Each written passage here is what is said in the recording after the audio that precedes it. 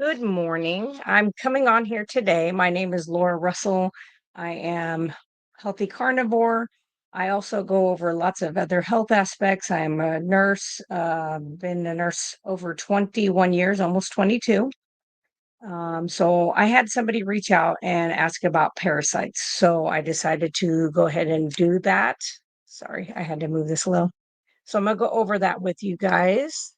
So, first of all, anybody, no matter what style of eating you are doing, can get parasites. You can get them from water, you can get them from walking in grass. I mean, parasites are just out there.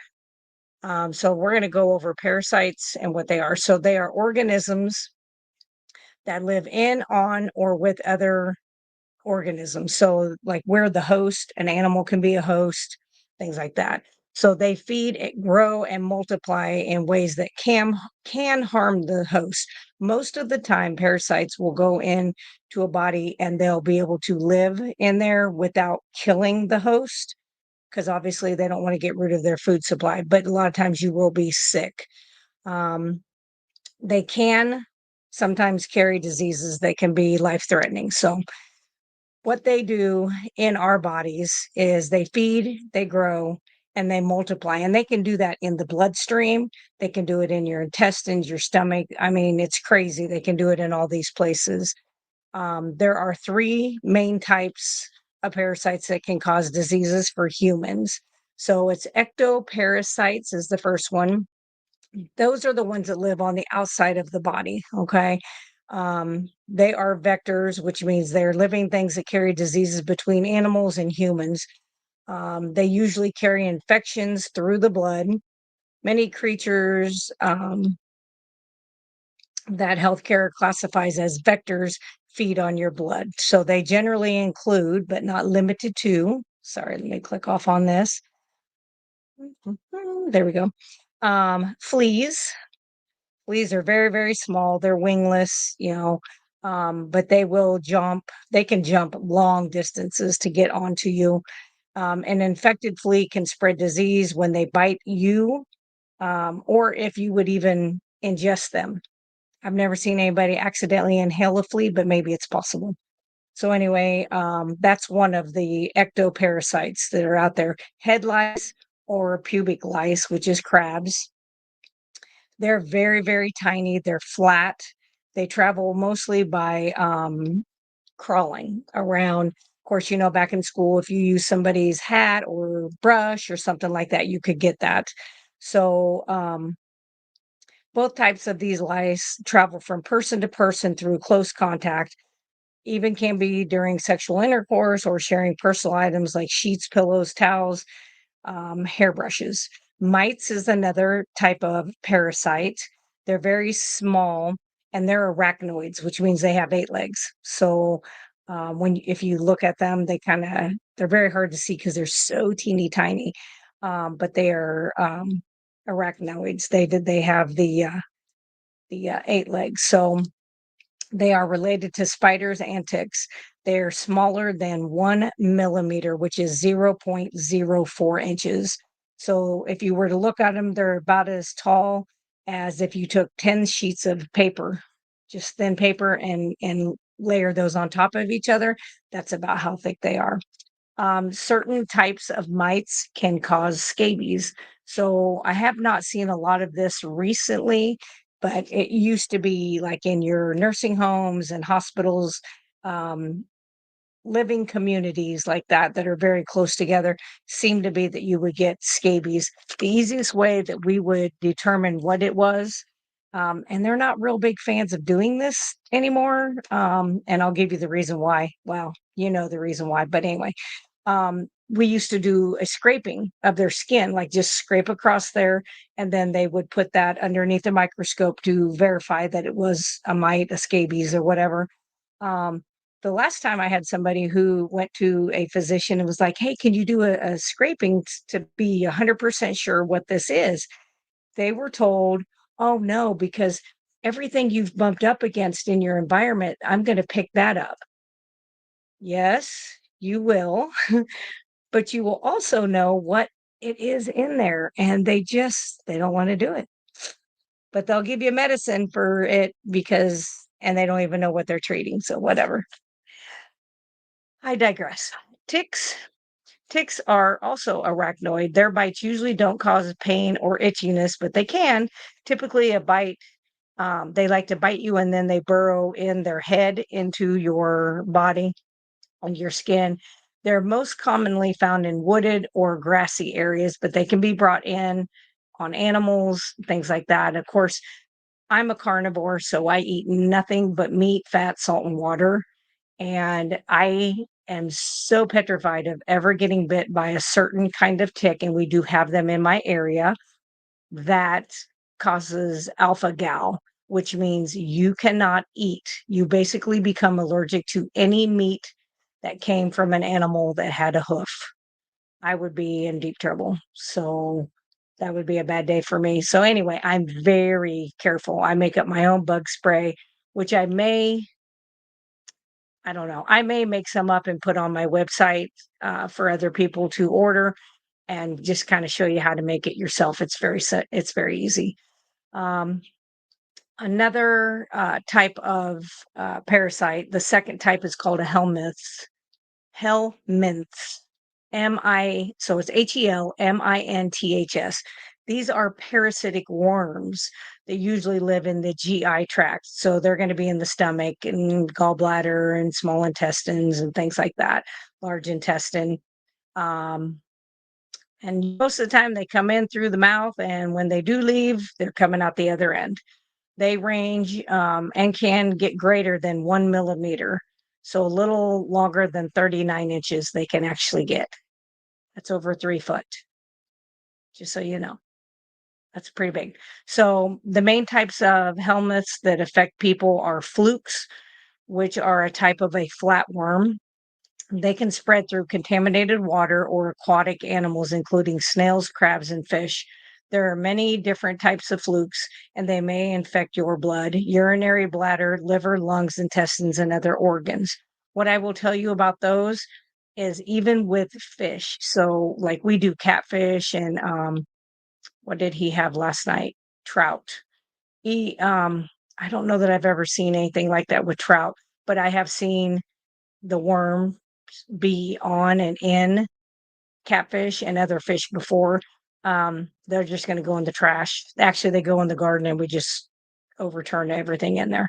So, tapeworms is another thing. This used to be a fancy thing. So, Hollywood elites, just like they're doing the Ozempic to get skinny now, and they all have that sunk in face and look like they're half darn dead, which they are, and malnourished, which they are. They used to actually, many of them used to go to other countries and have tapeworms purposely. They would ingest them because of what they can do. So, adult tapeworms are long, flat worms that live in the intestines. They feed off the nutrients that their host gets from eating food. They spread by laying eggs in our bodies. The eggs then leave the host body when you have a bowel movement. The eggs spread through infected food and water and undercooked meat. Most people actually ingested them on purpose. Not all, but I will just tell you they did that to lose weight because they eat all the nutrients. So there again, you're going to look like these people that are taking Ozempic. Another one is roundworms. Roundworms are small parasites that live in your intestines. They spread from infected poop or soil. There are many, many, many, many different types of roundworms. So that's one of those things. I'm a big proponent of being barefoot. I walk outside. I'm very careful in the yard. I'm careful in our garden because the people who lived here before obviously had a burn pit or just threw their trash out in their backyard. I'm not sure, but I'm very careful in the garden because you'll find shards of glass and they're usually pretty good size or nails, all kinds of crazy stuff. So I'm very careful because I don't want to get anything like that. Protozoans are one cell organisms. You can't see them without a microscope. They live in the intestines, the blood, or tissues. They can spread through contaminated food, water, person to person contact, or through the bite of another vector. So, as we said earlier, what a vector was. There's tens of thousands of different types of protozoans. They the experts classify them based on how they move. So you have amoebas.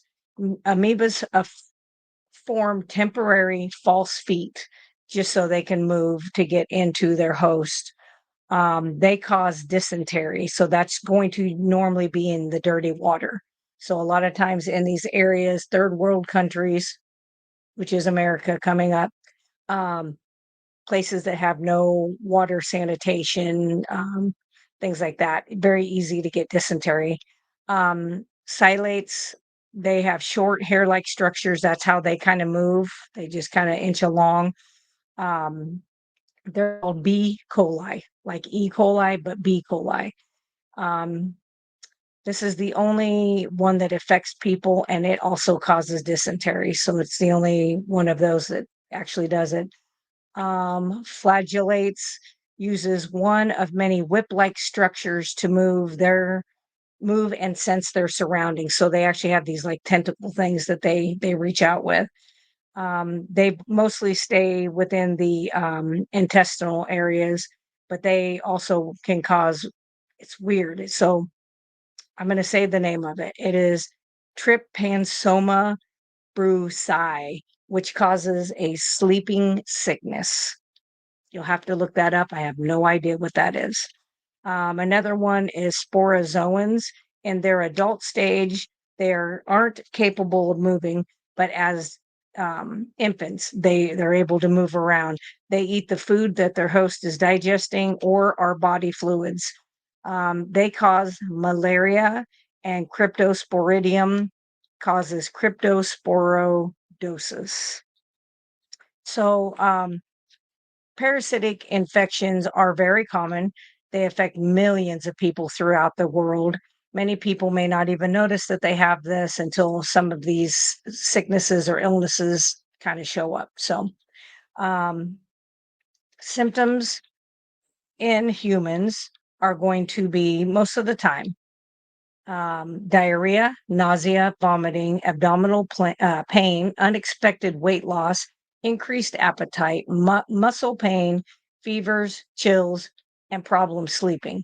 And I would say if you have every single one of those together, it's a pretty good indication that you have something going on with those. You will have fatigue, weakness, and skin rashes as well. Um, some people have no symptoms in the beginning. I don't know anybody, and I have had patients that had this, but I don't know anybody that's had these long term that did not end up having symptoms ever, ever, ever. So, um, some people's system, though, I think is better at getting rid of these things, and they will actually see it in their stool and they'll be like, what the hell was that? And they didn't have symptoms because their immune system saw it as an invader and went after them very quickly. So, common food sources of these can include raw or undercooked meat. Now, I'm going to give a caveat to that. If you have your appendix, you're going to be better off. If you're somebody who has slowly titrated yourself to eating, because there are some people who do eat raw meat, there are some people who cook very, very lightly cooked meat. I'm one of those. I don't do the raw meat. It's not something that I feel like I need to do, so I don't do that myself being a carnivore, but I do cook it very mild, very minimal cooking. Fish, raw, unwashed fruits and vegetables, raw aquatic animals such as watercress, unpasteurized milk. This is what the internet says. I'm not saying that I 100% believe all of it. Milks and juices, um, spreading okay, so the other thing is spending time in areas with known parasites. So if you're in contaminated areas, waters, food, soil, blood, or feces, any of that can happen. The best way to prevent that, good old-fashioned soap and water, not the alcohol, not the hand sanitizers. That stuff is horrible. Soap and water. Of course, you can get it through sexual contact as well. The way to know that if you have these symptoms is you can go to, I think you can go online and you can get different tests so that you know what to You have like these little things that you can take a sample of your bowel movement and put on there and do it. You can go to a healthcare provider. You can have blood work done. You can have fecal tests done. So, if your symptoms that you have to start, a lot of times they will have consistent symptoms. So all of those symptoms I listed earlier, they'll just have them constantly. Some will kind of ebb and flow. They'll have them, they go away, have them go away. Um, you'll also want to pay attention to, like, do family members also have these same things? You'll want to be mindful of, did you travel anywhere that could possibly have these types of things? Do you live, like with the ticks, do you live near wooded areas, high grass areas? Do you eat raw meat, raw fish, things like that? Um, those are things that you can do. Physical examination, of course, your doctor can look at the areas of bites, marks, rashes, any of that type of stuff. And they can do a scraping, but I think you're gonna have to really push for that because it seems like they're not wanting to do that, and that was the gold standard, and I know things change, but I don't mind if they change for the better, but if we're not gonna be doing the testing to know exactly what to treat you for, I'm not calling that a better I don't call that improvement. Fecal exam, which is a stool culture, is where they can take those and they can look at those underneath, microscope, and they can look for the actual worm, bug, whatever it may be, or the eggs of those things. Of course, you can also do it through colonoscopy and see that. I will tell you the last time I had my colonoscopy done, which I was either 50 or 51, um, I said, I do eat a lot of very, very lightly cooked meat. So let me know if you see anything in there. I did not do the colon cleanse thing ahead of time. I just fasted and stuff like that 7 days before I went. And he said he saw nothing. He didn't see any polyps. He didn't see anything. So like I said, there's blood tests that they can do it. They can do blood smears where they take a drop of your blood and they put it on a microscope slide and look at it. There's serology where they look for the antibodies or antigens that you're trying to fight off some of these things. Um, some parasites may cause damage, such as lesions to places in the intestines, liver, stomach, small intestine, large intestine. Some of those things may be seen on x ray, MRI, or CT.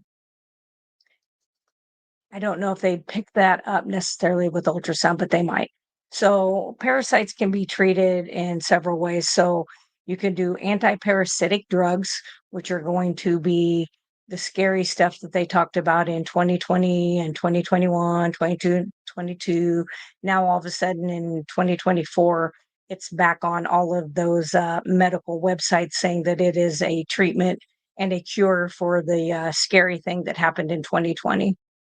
But it also is an anti-parasitic, so it's gonna be ivermectin, hydroxychloroquine, fenbendazole, some of those, and you can look those up online. Sometimes you have to do antibiotics, there are shampoos and there are ointments that they can use, so it'll just depend on what the area is. The other thing is, if you are found that find you have any of these things, is you want to wash everything in your house very, very warm. I'm a big fan of putting white vinegar in the wash to help kill things too. And it just helps with the laundry. It makes it softer. You don't even need to have any kind of fabric softener then. Vacuuming, things like that. If there's things, whether that be mattresses, furniture, um, carpets, vacuum, vacuum, vacuum, and then throw that in a trash receptacle outside. I would not do that inside your home because they're going to come back out. Um, along with prescribed medications, things that you can do to get rid of parasites is strengthening your immune system through diets and supplements, which may help you get rid of them faster. Um, I personally, this is myself, this is not medical advice. I personally would try all of the homeopathic things before I myself would go to have a practitioner do any of it and do a medication. Um, I have all of those items right here in a box. all of my medical supply stuff is there. So, and natural stuff is there. So I have all that at the ready. Following foods and supplements may help clear parasites from your digestive system. So anything that's probiotic. So your raw sauerkraut, your dill pickles, olives, things like that. Those have some good probiotics. You can make water kefir or regular kefir. Drink those. Digestive enzymes, vitamin C, zinc, pre and probiotics. Whether you take them by mouth as a capsule or whether it's in the foods that you do, that is something that you could do. You want to also drink plenty of water to help flush out the system. Sometimes these parasites will go away on their own, but most of the time, if you don't have a good immune system, they're going to hang out and you will have to rid them through one of the other ways. But if you have a good immune system, most of the time it's never going to happen. Of course, they keep saying maintain a balanced diet. I do meat, salt, water, and fat. That's my balanced diet. And I have never had any of these yet. So, um, it says the things that you can do to prevent ever having these, of course, is checking your feet when you've been outside, making sure you don't have a hole, you haven't stepped on something. If so, you want to clean that area with soap and water. Regularly washing your hands with water and soap, and especially before you eat or before you cook.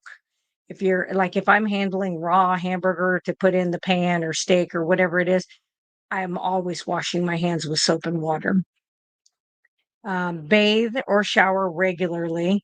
Um, wash with hot water and soap. Says make sure to clean all the areas of your body, which I'm thinking that if you're in the shower, you're cleaning all the areas of your body. Says try to drink the cleanest water that you possibly can. If you aren't sure if the water is clean, drink bottled water. Do not drink water from lakes, ponds, or streams without bringing it to a boil first for at least a minute. There's other things you can do. I do have like clarification straws. I have water purification tablets that you can also do if anything like that happens. And you guys are able to get those online very simply. And yes, I do think you should have some of those at the ready at all times. So it says cook meat to its recommended internal temperature. Another thing I do not do. So I do not, but I don't eat chicken. I don't eat the other meats. I eat red meat and I do not cook it to its recommended temperature. Chicken, ham, pork, yes, you're going to want to do that um, because they do carry a lot of things. Um, it says if you cannot cook your meat to your recommended internal temperature, you should avoid eating it. Regularly wash your personal items, wash your clothing, bedding, and other personal items in hot water with detergent. I say with whatever cleans it. Dry them on the hot cycle in the dryer. And then it says protect yourself from insects. So wear long sleeve shirts and pants when traveling through the woods or in grassy fields. I will give you another tip. Ticks are drawn to dark. So like that's why they're on the green grass and the trees.